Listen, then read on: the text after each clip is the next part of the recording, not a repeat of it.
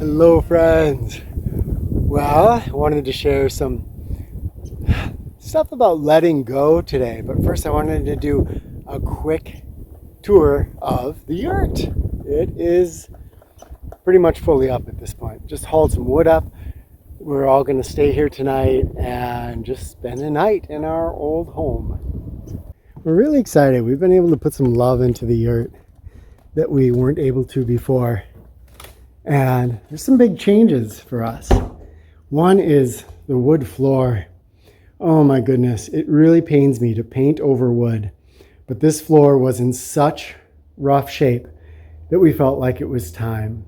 So we did a lot of filling of the big chunks and things that were all in there, or chunks taken out of it rather, and painted it, and it's now should be long lasting. And here it is. We have the snow load kit up. So these wires go between each rafter and help to distribute weight. You know, these things are marvels of engineering. All the weight from that top comes down and just rests on this aircraft cable. And that's distributed evenly then onto the lattice work wall, and then that weight comes down evenly onto the floor. But as I said, because we're in Wisconsin, we can have heavy snow loads. We have that, and then these uprights, and these uprights just add extra stability. We don't have a lot in here yet, just a couple of rugs and seat cushions, and we may kind of keep it that way. Just a place for people to gather and have an open space, especially during winter and not so great weather. Oh, our stove. You know, we actually named this stove Alora. And way back, if you read Chasing Turkeys, way back when Rebecca and I owned the place at Sweetwater, and we had a couple acres and a little teeny house cabin type thing, and we saved up and saved up. This was long before ReWild University. We saved up and we saved up and bought this soapstone stove. And it weighs an enormous amount. In our first video about the yurt, you may have seen us hauling it. We had to haul it along in the super long driveway and up this hill. It was exhausting because, again, the thing weighs a lot. But we're so excited to have it back because it's just, well, it harkens back to a different life for Rebecca and I. And the girls now love this stove, and it's kept us warm through many a cold winter night when we lived in the yurt. So I'm going to show you a little clip here when me and the girls went out to do a little snow bath.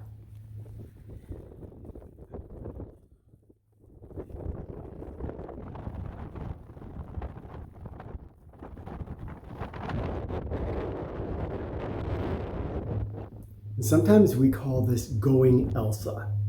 And yes, we're talking about Elsa from the movie Frozen. And she is this woman that has snow powers. So first of all, we call it going Elsa because we, of course, are going out into the cold and trying to enjoy the sensation of cold as she does. But also importantly, in the movie, she sings a song, Let It Go. And the whole movie is a process, in a way, of her letting go of a lot of her resistance to life, the way she thinks life should be, and letting go into love, essentially.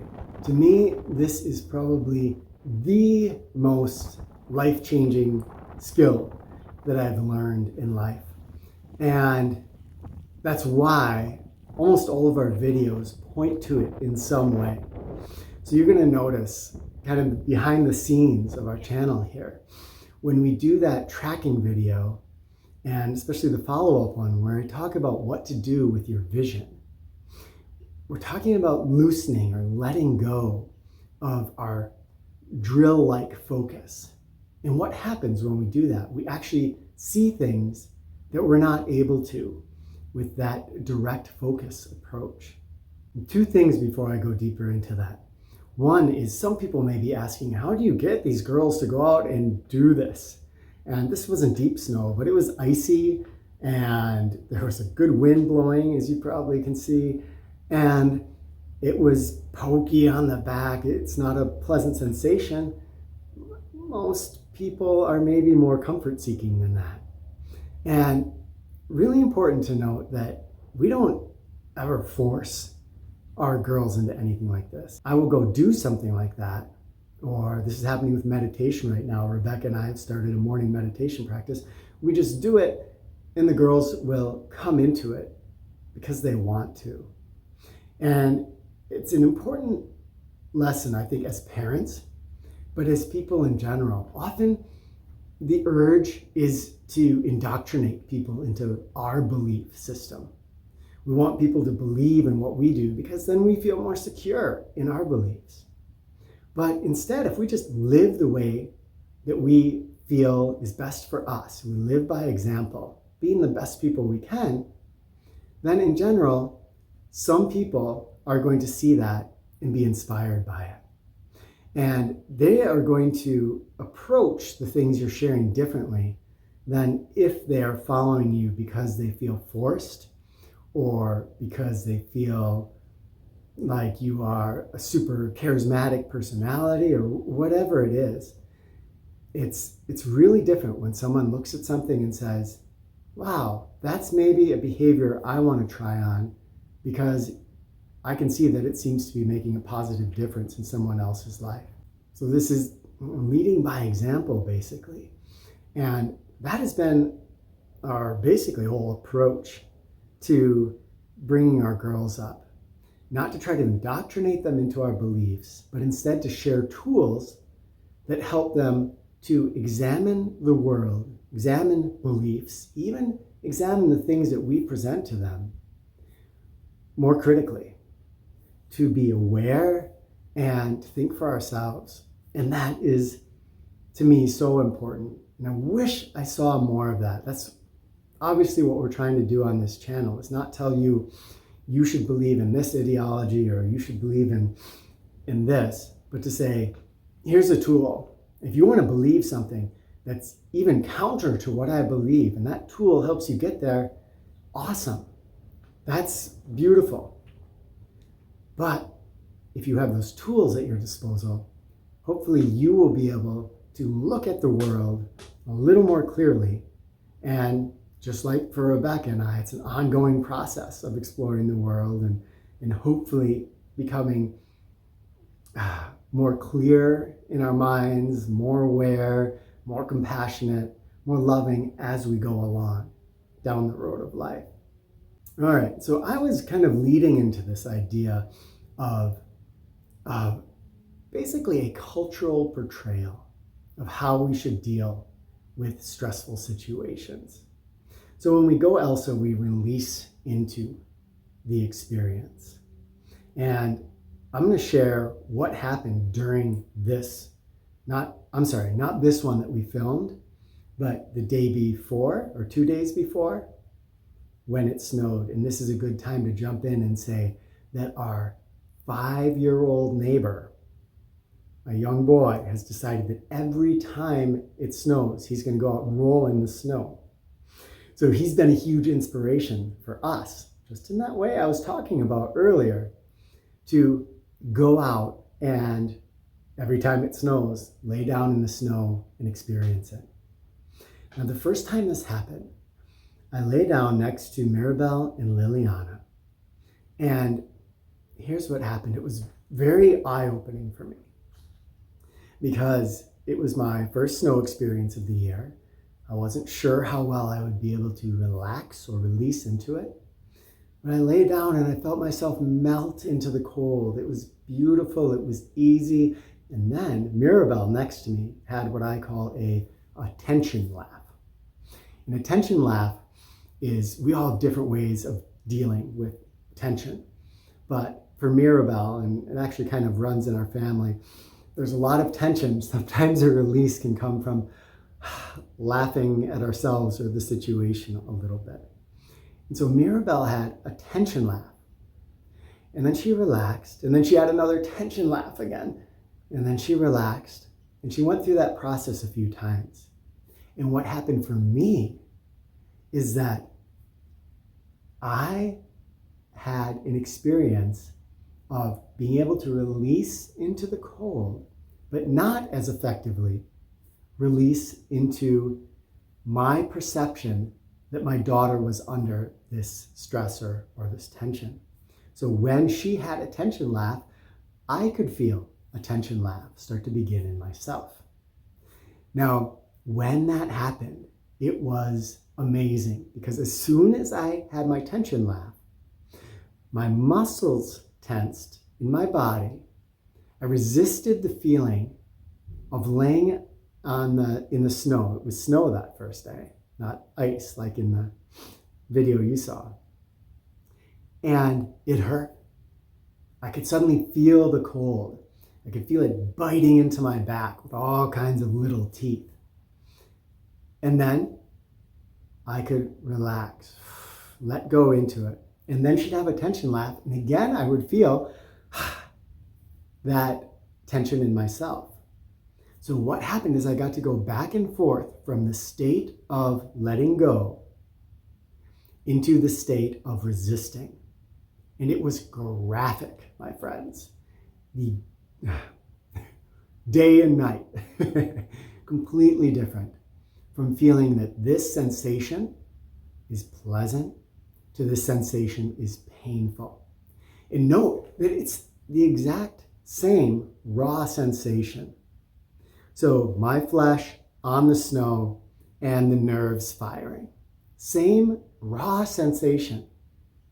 But we all know that the raw sensation is very, very influenced by our interpretation of that sensation coming in. Whether that sensation are the words of another person, or it's a sensation of an emotion arising inside of us. Our interpretation is, I'm going to say 90% of what the experience is. And even though you know that, I know that from many experiences, to feel it go back and forth, 5 seconds in letting go, 5 seconds in pain, 5 seconds in letting go, was, again, eye-opening. It was amazing. A reaffirmation for me of the power of how we interpret things, the lens that we put on our perception. It is so important. Often when I talk about letting go, people will resist the concept itself. And no surprise. Think about our cultural portrayals of meeting a stressor. And I'm going to use Wolverine. If you've watched any of the Marvel stuff or you read comics when you were little, Wolverine is about as tough as you can get of the X-Men. And he is just, he is tough. And he's tough through resistance. So what we see is we see all this stuff coming in, and he just has such a hard skin. He just, out come the claws, and he can fight everything back from him through that toughness, through that resistance. And we see that in many of our heroes, many of our stories, especially here in the West. That toughness, that ruggedness is the ideal. And it does have some power. So I know myself, and I've seen other people, sometimes you can just fight through something. But overall, I see that method as pretty weak. And this would happen over and over at ReWild U. I would note that the Rambo types that would come to the school, the Wolverine types, they were often the first to break down under severe stressors. And often with the scenario challenges we would create for people, we'd almost set them up so that people would inevitably fail, because there's great value in failure. There's simply some things that we're going to rise up to try to meet, and we're going to get tossed on our butt. And our ability, when we get tossed down, to stand back up is really, really important. When we resist and we get tossed down, we usually crash. And I would see that crash often last for days. In fact, some of the few people that left the program were people that would come with that resistance very strong inside of them. And they try to resist and willpower their way through some stressors like mosquitoes, like cold, like hunger, getting off of sugar, that the toughness just could not meet. And I got to the point where I could almost meet someone, spend 5 minutes with them, and predict pretty well how well they would be able to meet some of the toughest challenges we would put before them. And often some of the softest people that seemed the weakest or the meekest or the most gentle were the ones that actually were the toughest. In other words, they could stand up to more outer barrage than the Wolverine or Rambo types.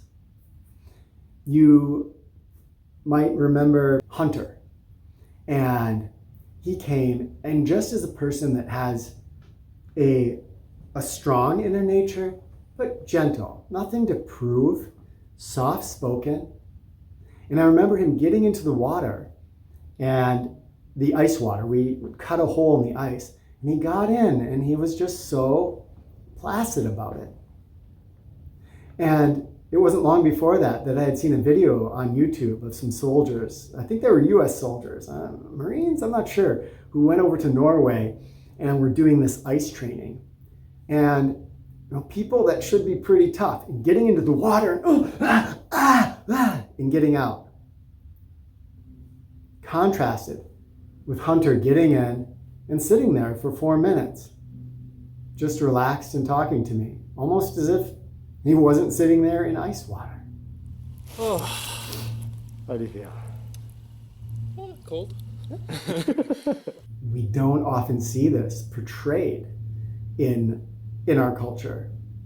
Oddly, I think it was present there in Frozen, that movie, and another one that the girls watched, Moana. In the end of that movie, she basically just opens herself up to the barrage coming in, no longer fights it.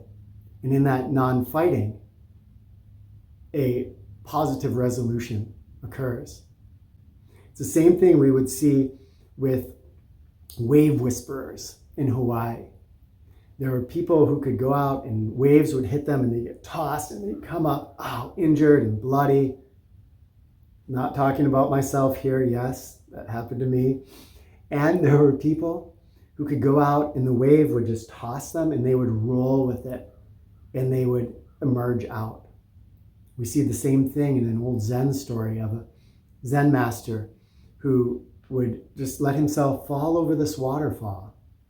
And the person saying, how can you do that? I was going to go over in a barrel and I think it's going to kill me.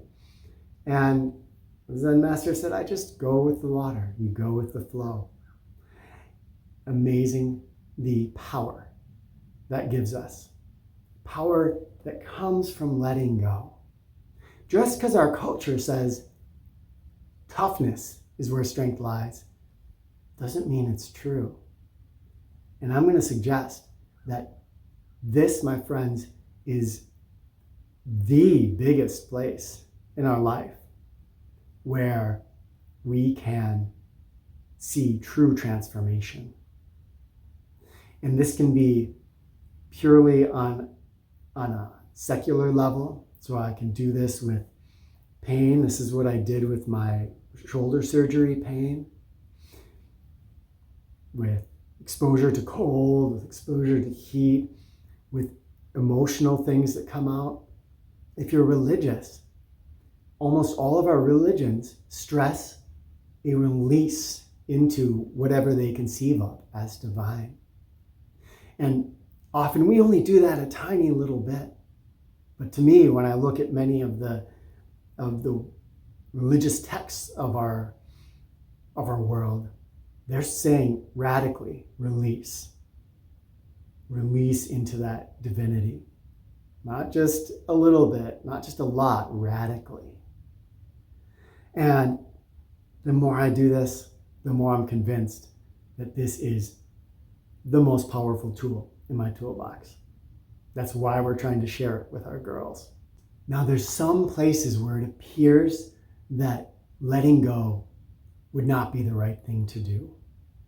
And I'm going to suggest that letting go will apply even in these contexts, but not in the way that we usually think of it.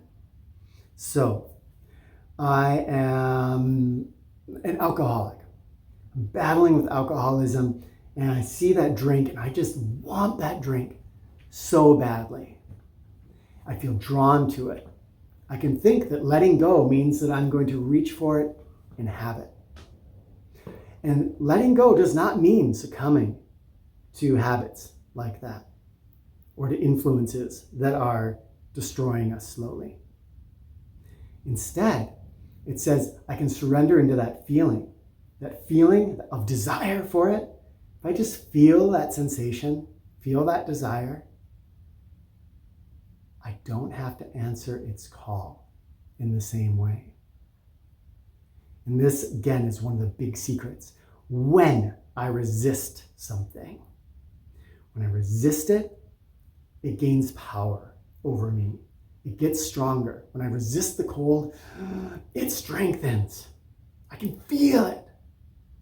And it's the same thing. When I see that bottle of whatever it is, and I look at it, and I want it, and I try to fight it, that resistance, anybody who's battled with alcoholism will probably be able to tell you that willpower, again, there's some cases where this is not true, where willpower can meet an obstacle. But for a lot of people, and probably in the highest percentage of cases, the willpower isn't going to hold up. Maybe once or twice, but in the end, that bottle is going to win. Not the bottle really, but my call towards it. When I can just feel that sensation, then it subtly redirects my mind. And this is what letting go does. It redirects the mind. So my mind, instead of going, the bottle, the mind goes, what does that desire feel like? And what that desire feels like is not a super, super strong sensation. You can feel this yourself if you have things you're addicted to. Let's say the internet, media, a news source. You feel that pull. Stop and feel the sensation of the desire. How powerful is that? That's not that powerful. That desire is not that strong. It's the resistance to the desire that makes it powerful. It starts to push our mind toward the thing. But when my mind is redirected to the sensation itself, then I can feel it and I can say, I release into it. It's okay to feel this desire. And often, then the desire or the power that the desire holds over us evaporates. All we're left with is a sensation. Another example would be news media. So this is a powerful thing. It's as powerful as alcohol. I will tell you, if I would go right now with my mind, which, I'm a meditator and I've worked really hard on my mind. If I would go and spend a week watching, doesn't matter what news source, Fox News, CNN, Newsmax, choose whatever one you want. They're all the same. Here's what would happen to me by the end of that week. I would have reduced ability to be aware of my environment. I would have a reduced ability to concentrate or to put my focus where I want it. My compassion would be reduced. I would be living more in fear because I've been battered by it so much. My willpower, my discipline would be reduced. I would not be there with my family, with you in the same way as I would be if I had intaken something else, say walks in nature, or if I just have to have media, maybe the Good News Network, where I'm reading inspiring stories about what's going on around the world. And of course, I'd have a different basic viewpoint of life in the world. I would think basically the world is falling apart, and a lot of us think that, when the truth may be that the world is going on, and if we step back a little bit, we see that history always has ups and downs and shifts, and inflation in the United States right now, and people are really worried about it. But you know what? It's the highest inflation since 1990. There was big inflation then. These things go in waves. When we're in the wave, we can say, oh my gosh, I'm in a wave. Or we can say, this is a wave. I'm going to roll with it. Who knows what it'll bring? Maybe it will be a giant kaboom. But I'll roll with that too. That is the power of letting go. So with the example of that media, I feel it pulling me in. Do I just release into the habit of going to watch it? No. It's not about giving up and letting something come in that I know is stronger than me and is going to batter me to the ground. Instead, it's about saying, what is that feeling of desire that pulls me towards that news media? And saying, what does it feel like? What is the actual sensation? And again, often I will find that when I feel that sensation, it's not as overwhelming as it appears to be when I'm resisting it. So my friends, you've heard me talk about non-resistance, surrender, whatever words I've used in the past. You've heard me talk about it. You'll hear me talk about it in the future. And every time I'm going to try to come from a little bit different angle and to share some different ways to approach it. And hopefully it's something that will be useful in your life. And like everything else, I hope that you can take it and make it yours. You have your own wisdom. You're going to see insights into it that I don't see. You're going to dig into something and find treasures that have missed my eyes. And I'd love it if you share those in the comments, because that's the real treasure of this video and all the videos that we make, is your voice contributing, sharing your stories and your wisdom. And I love reading the comments. I say that at the end of every video, and that's because I do. I love reading the comments. I love sharing them with my family. And I want to say a little special thank you to some of you. I'm not going to mention names, but just to say thank you for some of you who have been sharing words about how our work has touched your life. And that is what keeps my whole family aloft. It is the wind under our wings that carries us on and makes us want to just keep doing this and putting this out to the world. Gratitude to you. I'm going to do something kind of different here at the very end of this video that probably is not often done on YouTube, because these are videos. They're supposed to be succinct and quick, and you've spent a half hour with me, hopefully a half hour that is well worth it and will enrich your life. But I wonder if we can spend a moment more and just take about a minute of quietude and feel the togetherness. We are all separated all around the world watching this video right now. But at the same time, there's something that connects us through this medium, through the comments, where we literally influence each other's lives with our words. So can we all take a moment and just be together?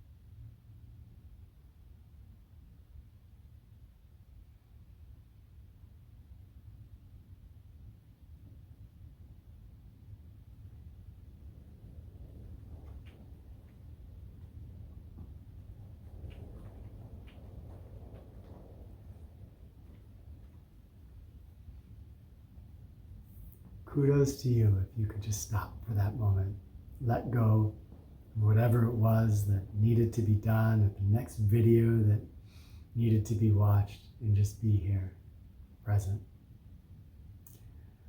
I'm sending so much love to you all, and I cannot wait to see what you have to say in the comments.